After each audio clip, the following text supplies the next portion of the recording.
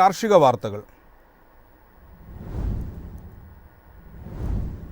നാണ്യവിള കമ്പോളത്തിൽ നിന്നുള്ള വാർത്തകൾ. കേന്ദ്ര സർക്കാരിൻ്റെ എണ്ണക്കുരു താങ്ങുവില പ്രഖ്യാപനത്തിൽ പ്രതീക്ഷിച്ച് കർഷകർ. റബ്ബറിന് ആഗോളതലത്തിൽ വിലയേറി, ഇന്ത്യയിൽ മാറ്റമില്ല. ഏലം വിളവെടുപ്പ് നീളും.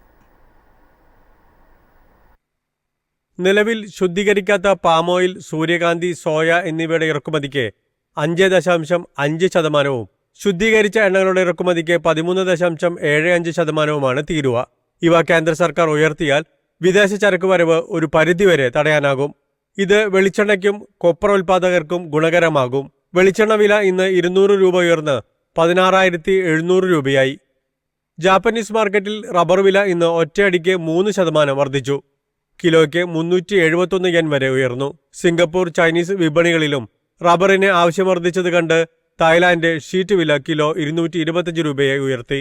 എന്നാൽ ഇന്ത്യൻ ടയർ വ്യവസായികൾ പരിഭ്രാന്തിയിലാണെങ്കിലും വില ഉയർത്തിയില്ല.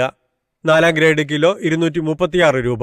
ഏലം വിളവെടുപ്പ് ഒക്ടോബറിലേക്ക് വൈകുമെന്ന് വ്യക്തമായതോടെ ഇടപാടുകാർ കുമ്മളി ലേലത്തിൽ പിടിമുറുക്കി. വിൽപ്പനയ്ക്ക് വന്ന 55,555 കിലോഗ്രാം ഏലക്കയിൽ 54,928 കിലോയും ആഭ്യന്തര വിദേശ വാങ്ങലുകാർ ഏറ്റെടുത്തു. ശരാശരി ഇനങ്ങളുടെ വില ഇന്ന് 2,298 കുതിച്ചു കയറി.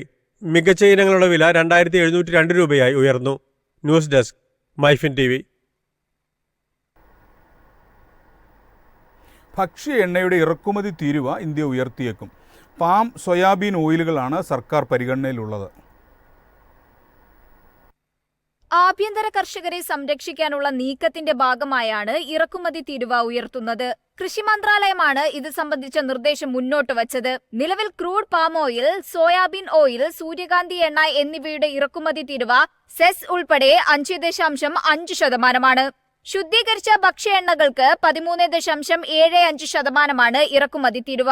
അസംസ്കൃത ഭക്ഷ്യ എണ്ണയുടെ ഇറക്കുമതിക്ക് തീരുവയില്ല. ഇത് ഉയർത്തിയില്ലെങ്കിൽ എണ്ണക്കുരു കൃഷി ചെയ്യാൻ കർഷകർ മുന്നോട്ട് വരില്ലെന്നാണ് സർക്കാർ വ്യക്തമാക്കുന്നത്. 6,800 കോടി രൂപയുടെ ദേശീയ എണ്ണക്കുരു ദൗത്യം സർക്കാർ ഉടൻ പ്രഖ്യാപിക്കും. നിലക്കടല വില താങ്ങുവിലയേക്കാൾ കുറവിലാണ് വിൽക്കുന്നതെന്നാണ് കർഷകർ പറയുന്നത്. News desk, MyFin TV. പ്രാദേശിക വിള ഉൽപ്പാദനത്തിൽ ജനങ്ങളുടെ ആരോഗ്യ സംരക്ഷണത്തിന് മുൻഗണന നൽകണമെന്ന് കൃഷിമന്ത്രി P. പ്രസാദ്. കുട്ടികളിൽ പോഷകക്കുറവ് കണ്ടുവരുന്നതായി മന്ത്രി ചൂണ്ടിക്കാട്ടി. തദ്ദേശവാസികൾക്കിടയിലെ പോഷകക്കുറവ് പരിഹരിക്കാൻ പ്രാദേശിക വിളകളുടെ ഇനങ്ങൾ കണ്ടെത്തി കൃഷി ചെയ്യണമെന്നാണ് കൃഷിമന്ത്രി ചൂണ്ടിക്കാട്ടിയത്. ഓരോ പ്രദേശത്തെയും ആരോഗ്യമേഖലയുമായി കൂടിയാലോചിച്ച് കാർഷിക പദ്ധതികൾ രൂപപ്പെടുത്തണം. ഓരോ പ്രദേശത്തിനും അതിന്റേതായ ഭക്ഷണക്രമം ഉണ്ടായിരിക്കണം. പച്ചക്കറി ഉൽപാദനത്തിൽ സ്വയം പര്യാപ്തതയുണ്ടാകണം. എല്ലാ വീടുകളിലും ലഭ്യമായ സ്ഥലങ്ങളിൽ കൃഷി ചെയ്യണം.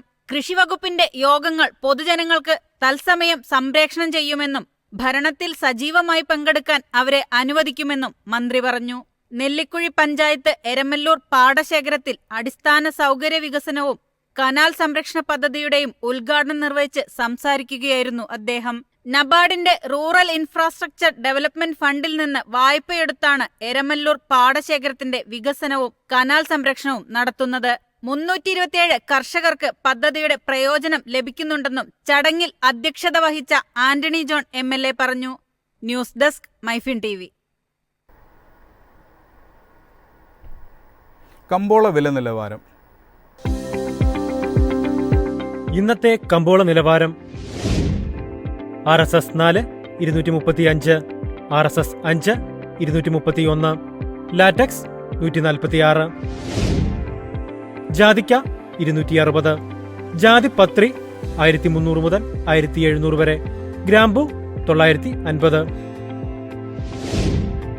അടയ്ക്ക 260, കാപ്പിക്കുരു 210, കൊക്കോ പരിപ്പ് 300, കുരുമുളക് ഗാർബിൾ 66,600, കുരുമുളക് അൺഗാർബിൾ 64,600, ഏലക്ക 2,100 മുതൽ 2,200 വരെ, വെളിച്ചെണ്ണ 16,700, കൊപ്ര 11,250, ചുക്ക് 37,000.